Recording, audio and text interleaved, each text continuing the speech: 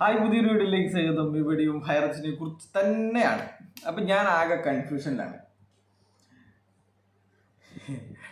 എന്താണെന്ന് വെച്ച് കഴിഞ്ഞാൽ ഈ 2010 മുതൽ മണി ചെയിൻ നടത്തി ജയിലിൽ പോയി അല്ലെങ്കിൽ ഇതുപോലെ സാമ്പത്തിക കുറ്റകൃത്യങ്ങൾ മാത്രം ചെയ്ത് ശീലിച്ച കുടുംബം പോറ്റുന്ന ഒരു സാമ്പത്തിക കുറ്റവാളിയെ ഇപ്പോഴും ദൈവമായിട്ട് കരുതുന്ന താങ്ങി നടക്കുന്ന യുവമാരെ ഹൈറിച്ച് ഓളികൾ എന്ന് വിളിക്കണോ, ഹൈറിച്ച് ഊളകൾ വിളിക്കണോ എന്നുള്ള ഒരു കൺഫ്യൂഷനിലാണ്.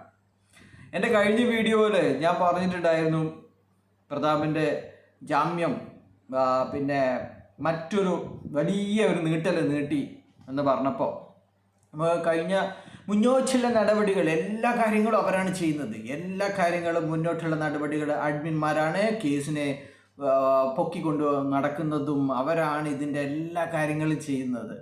പക്ഷേങ്കിൽ അവർക്ക് പോലും എന്താണെന്ന് കഴിഞ്ഞ 2 ദിവസമായി ചോദിക്കുന്നു. നമ്മുടെ പ്രതാപൻ സാറിൻ്റെ ജാമ്യം ഇന്നല്ലേ, പ്രതാപൻ സാറിൻ്റെ കേസ് ഇന്നല്ലേ, എപ്പോഴാണ് അടുത്ത തീയതി, ജാമ്യം കിട്ടിയോ, പ്രതാപൻ സാർ വീട്ടിൽ വന്നോ, നമ്മൾ പൂളിംഗം റെഡി ആയോ, നാളെ ഞായറാഴ്ചയല്ലേ, നമ്മൾ പൂളിംഗം നാളെ കിട്ടുമോ എന്നൊക്കെ ചോദിച്ചിരിക്കുന്ന കുറേ ഊളകളുണ്ട് അവിടെ.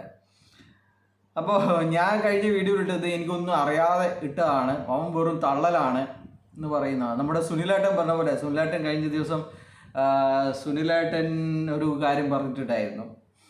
സുനിലേട്ടൻ പറയുന്നത് അവൻ മഹാ ചെറ്റയാണെങ്കിലും അവൻ പറയുന്നതൊക്കെ കാര്യം കറക്റ്റാണ് എന്നാണ്. എൻ്റെ ഒരു വോയിസ് എവിടെ നിന്നാടാ ഈ പൈസയൊക്കെ എടുത്തു കൊടുത്തത്, മണീച്ചനല്ലാതെ പിന്നെ എന്താടാന്നൊക്കെ പറഞ്ഞിട്ടുള്ള ഒരു വോയിസ് അത് വൈറലാക്കി കഴിഞ്ഞ യുവന്മാർ. Forwarded many times. ആദ്യമായാണ് അങ്ങനെ ഒരു വോയിസ് ഇതാക്കി കാണുന്നത്. അപ്പം ഞാൻ ഇവർക്കൊക്കെ അയച്ചു കൊടുത്തു, ഓഫ് എൻ്റെ വോയിസ് വൈറലായി കഴിഞ്ഞല്ലോ എന്നുള്ള രീതിയിൽ പറഞ്ഞിട്ടുണ്ടായിരുന്നു. അപ്പോൾ ഇവന്മാർ പറയുന്നത് വെറും തള്ളാണ്, അങ്ങനെയൊന്നും നടന്നിട്ടില്ല എന്നുള്ളതാണ്. ഇടം എന്താണ് പറയണത് അറിയില്ല. നിൻ്റെയൊക്കെ പ്രതാപൻ്റെ റിമാൻഡ് കാലാവധി മാർച്ച് 11 വരെ നീട്ടിയിരിക്കുകയാണ്. ഇതൊക്കെ നിങ്ങൾക്കൊന്നും അറിയാത്തൊരു കാര്യമാണ്. ഈ കാര്യങ്ങൾ പ്രതാപൻ മാർച്ച് 11 ഇപ്പോഴിരിക്കുന്ന ജയിലിൽ കിടക്കും. അവിടെ നിന്ന് പുറത്തിറങ്ങാൻ ഭാഗ്യമുണ്ടെങ്കിൽ മറ്റ് ജയിലുകളിൽ കിടക്കും എന്നുള്ള കാര്യമാണ്.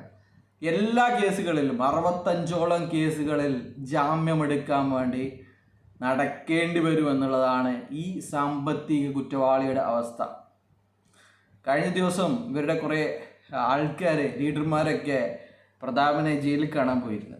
പ്രതാപനെ തൃശ്ശൂർ കൊണ്ടുവന്ന സമയം മലപ്പുറത്തെ ഒരു കേസുമായി ബന്ധപ്പെട്ട് മുന്നത്തെ കേസാണ് കേട്ടോ, ഈ കേസല്ല, ഹയർ കേസല്ല, മുന്നത്തെ കേസായിട്ടാണ്.